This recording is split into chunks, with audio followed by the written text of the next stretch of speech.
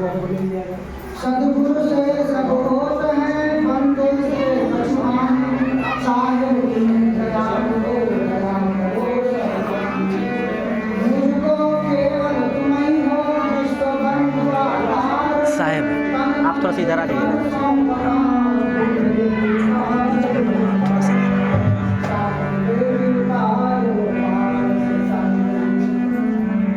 आज मेरे परमाराध्य गुरुदेव संत विश्वबंधु जी का पावन जन्मोत्सव है। इस अवसर पर मैं अपने हृदय में उठ रहे खुशियों के ज्वार को अपने गुरुदेव के चरण कमल में समर्पित करता हूँ और दया के अनंत महासागर जिंदा बाबा सदगुरु कबीर के श्री चरण कमल में कोटि कोटि बार अनंतों बार बंदगी करता हूँ। गुरुदेव के माध्यम से सत साहेब बंदी छोड़ परमात्मा सदगुरु सत कबीर साहेब के मुखारबिंद से निकली हुई अमृत वाणियाँ जिन्हें बहुत सारे संतों ने संकलित करके और बीजक नामक सदग्रंथ की रचना हुई है। मैं उसी से कुछ चुनिंदा शब्दों को आपके, वैसे तो साहिब की जितनी भी वाणियाँ हैं सब चुनिंदा हैं, लेकिन उन्हीं में से कुछ विशेष आप सबों के बीच परोस रहा हूँ। सत साहिब सदगुरु कबीर साहब जीवों को चेताते हुए कहते हैं, age after age they are eternal and eternal. युगों पर युग बीत गए, किंतु जीव जिन्होंने कि शरीर धारण किया है वह सिर्फ खाने और खाने में ही अपना समय बिता रहा है। स्टिल नन अवेक्स, पर अब तक कोई नहीं जागा। लाउडली कबीर प्रोक्लेम्स, सदगुरु कबीर साहब पुकार कर घोषणा करते हैं, सोल्स पास अवे अनअवेकन। जीवात्माएं जो है वह बिना जागृत हुए, बिना कुछ जाने समझे बुझे अचेत अवस्था में ही वह फिर 84 लाख योनियों में चली गई। यह बीजक रामायणी 79। अब साकी प्रकरण से सदगुरु कबीर साहब कहते हैं, listen to all but make your own decision. संसार में बहुत सारे संत हैं, ज्ञानी हैं, मनीषी हैं, सबके विचार हैं और सब ज्ञान दे रहे हैं। साहब ने कहा कि सबको सुनिए लेकिन डिसीजन अपना लीजिए, निर्णय अपनी होनी चाहिए। एज द रेड पाउडर, जो लाल सिंदूर होता है, as the red powder box is at once box and lid. जो विवाह के समय जब कन्या को ससुराल पक्ष से सिंदूर दिया जाता है तो उस कुप्पी में कई परत लगे हुए होते हैं, ढक्कन पर ढक्कन होता है और उस कई ढक्कन के अंदर बहुत ही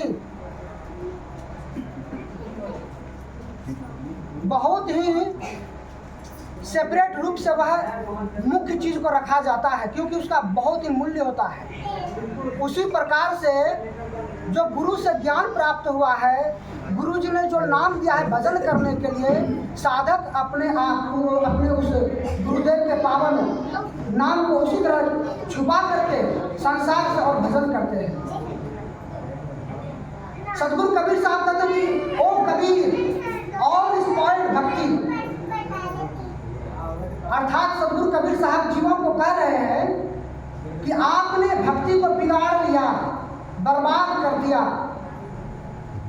bye laying stone and pebbles, यानी पत्थर और कंकड़ को धोने में आपने सब भक्ति को बर्बाद कर दिया। उससे ज़्यादा आप कुछ नहीं जान सके।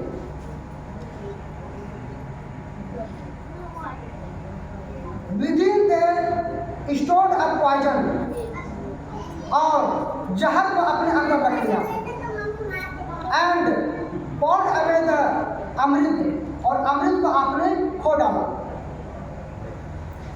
सतगुरु कबीर साहब कहते हैं as the leaves in the forest, जंगल में या जितने भी संसार में वृक्ष हैं उनकी जितनी सारी पत्तियां हैं, और the grains of sand in Ganges, और गंगा नदी में जितने बालू के कण हैं, are the words that fell from the lips of Kabir. Satguru Kabir साहब ने अपने मुख से उतनी सारी वाणियां कह दी है। Think pandit what thou shalt answer, इसका उत्तर क्या होगा, पंडित इस पर विचार करें।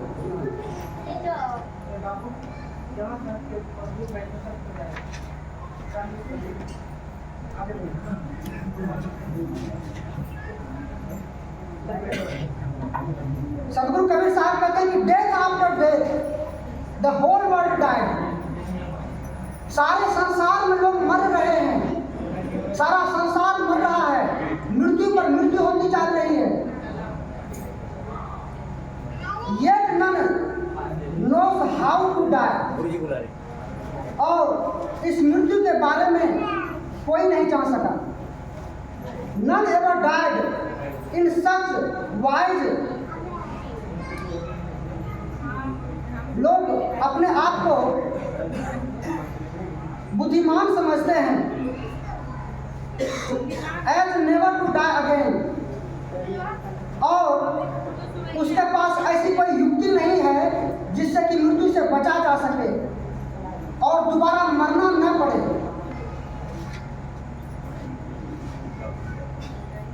साहब कहते हैं कि death after death the whole world died, मृत्यु पर मृत्यु हो रही है और सारा संसार मर रहा है, but non took future thought, और अपने भविष्य के बारे में, अपने बारे में नहीं सोचता है।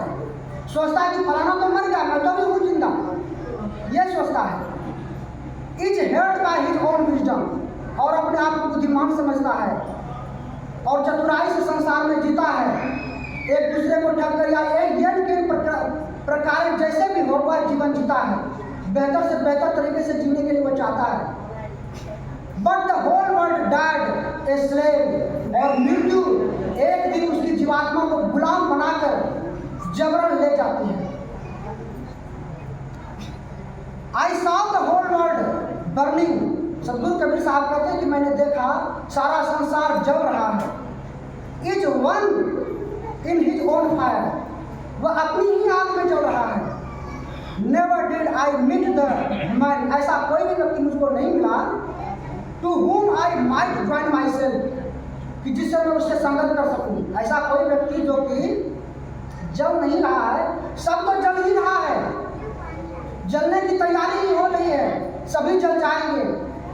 और सतगुरु कबीर साहब कहते हैं कि ऐसा कोई भी नहीं मिला जो कि नहीं जले और मैं उससे संगत करूं। Youth age and childhood past, बचपन जन्म, बचपन और जवानी सब बीत गए। Now the fourth stage is come, और बुढ़ापा आ गया, चौथी अवस्था आ गई। Even as the cat watches a mouse, जिस प्रकार से बिल्ली चूहे पर ताक लगा करके रहती है कि वह जैसे ही मुझे मिलेगी और मैं उसे गटक कर जाऊंगा। सो यमा लाइज इन वेट, उसी प्रकार से यमदूत जीव का इंतजार करता है कि कब मुझको फिराक मिले और मैं जीव को ग्रास कर जाऊंगा।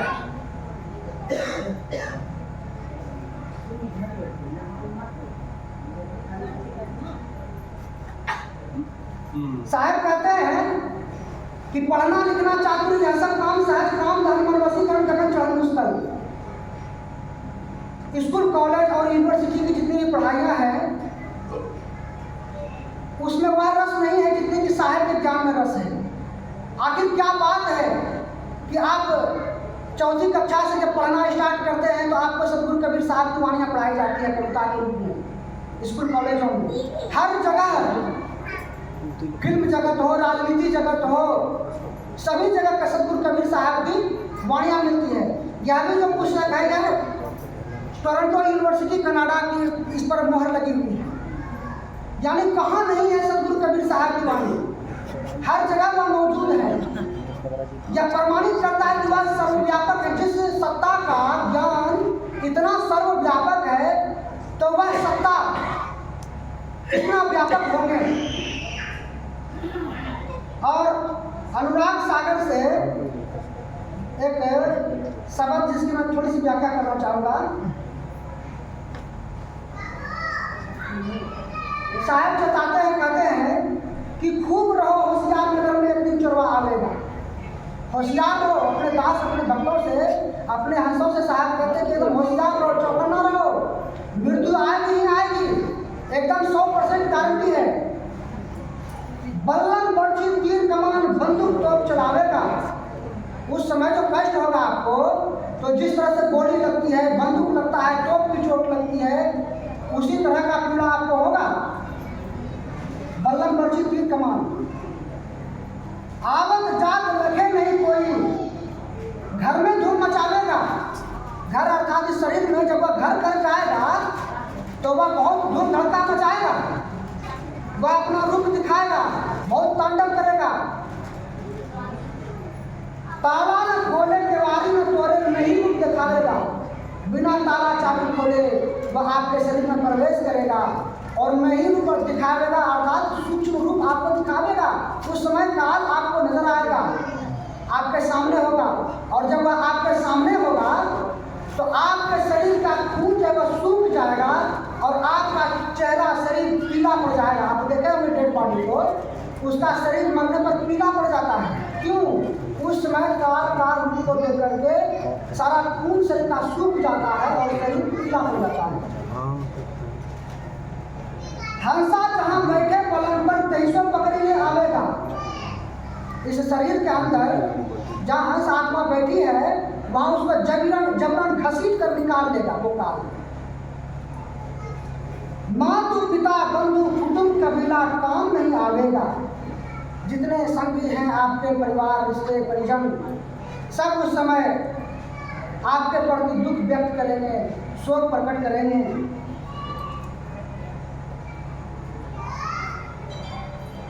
यह मुर्दा को देख निकालो, भूत होए के सतावेगा।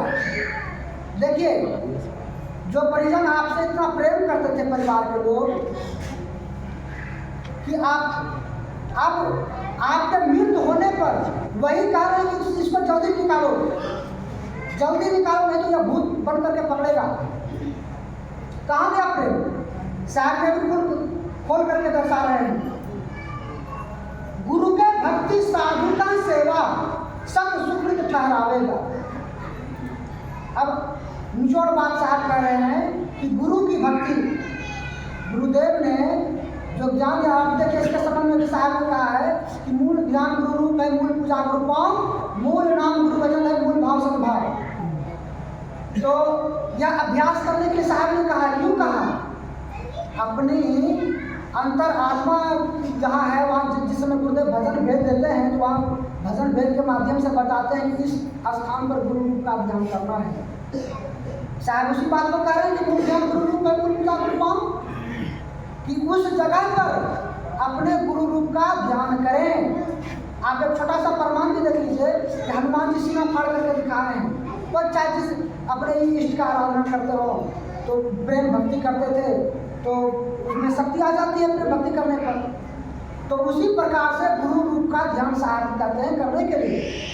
मूल ध्यान गुरु रूप है, मूल पूजा को पाओ और अपने गुरु के चरणों की पूजा करें भाव से, श्रद्धा से। और अपने गुरु के चरणों में अगरबत्ती धूप दीप मेवा मिष्ठान जो चढ़ाना है चढ़ाइए, उसमें पैसे नहीं लगते हैं। और मूल ध्यान गुरु रूप है, मूल पूजा गुरु पाओ, मूल नाम गुरु वचन है। और गुरु जी ने जो नाम दिया है वह मूल है, वही सार शब्द है।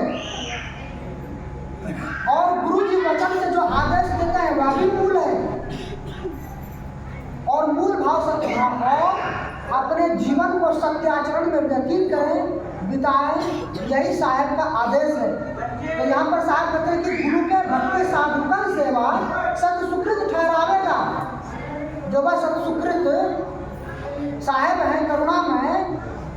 उनका जो सच्चा नाम गुरुदेव नाम दान देते समय देते हैं, तो वही सार है। उसी से आप ठहरेंगे, उसी से आप लौटेंगे और संसार से विमुख होकर के आप गुरु में निष्ठ होंगे। और जब गुरु में निष्ठ हो जाएंगे तो फिर गुरुदेव आपको परमानंद में निमग्न करा देंगे। कहा कबीर सुनो भाई साधो, सोई चोर पहचानेगा। जो इतनी भक्ति करेगा तो वह फिर चोर को पहचान लेगा। साहब पहचानने की युक्ति रानी इंद्रमती को बताए थे और वो साहब कह दिए थे कि देखो तुमको बेटा बोलने के लिए काल निरंजन आवेगा, मेरे भेष में आवेगा और तुमको जो नाम भजन दिया ये करते रहना और वो भी आएगा अपना हिसाब किताब करने के लिए और मेरे भेष में आएगा। लेकिन साहब ने कुछ पहचान बताया था कि ये पहचान है, उसकी मस्तक छोटी होगी, उसकी आंखें पीली होगी, मेरा तिलक सीधा है, उसका तिलक टेढ़ा मेढ़ा होगा, ये पहचान है, इसका वो नकल नहीं कर सकता है। इसको देख करके जान जाना कि वो काल है। और रानी इंद्रमती इतनी डूबी हुई थी नाम में कि उसके रोम रोम से नाम हो रहा था, वो थी ही नहीं। वह प्रेम में इतना डूबी हुई थी कि वह अपने आप को मिटा ली थी और साहब का स्वरूप ही उसके पास था और वो थी ही नहीं। और काल आया साहब के रूप में, पहले तो तक्षक नाग बन करके डस लिया और विष का असर नहीं हुआ, विष का असर नहीं हुआ, शरीर कमजोर नहीं हुआ। तो जब कमजोर नहीं हुआ तो काल लेकर उसको जा नहीं सके, वह नाम में रमी रही और नाम रूपी अमृत शरीर में भरे होने के कारण से, नाम रूपी अमृत शरीर में भरे होने के कारण से उस तक्षक नाग का विष असर नहीं कर सका। और फिर काल निरंजन को साहेब के भेष में आना प्राप्त करने के लिए और कहा बेटी आंखें खोलो, मैं आ गया हूँ तुमको लेने के लिए। रानी इंद्रमती ने आंख खोल करके देखा तो देखा कि काल आ गए हैं हमको लेने के लिए। तो फिर से रानी इंद्रमती भजन में लग गई। काल ने थप्पड़ मारा, वो आसन से गिर गई और हाथ पकड़ा उसकी आत्मा को निकालने के लिए। और फिर रानी इंद्रमती ने कहा सतनाम कबीरम हरो काल पीरम, और साहब प्रकट हुए और काल निरंजन भाग खड़ा हुआ। तब रानी इंद्रमती हाथ जोड़ के साहब काल हमको ले गए। तो वही साहब कहते हैं कि वही काल को पहचान सकता है जो गुरु भक्ति करता है। इतना ही कहकर मैं गुरुदेव चरणों में नमस्कार करता हूं।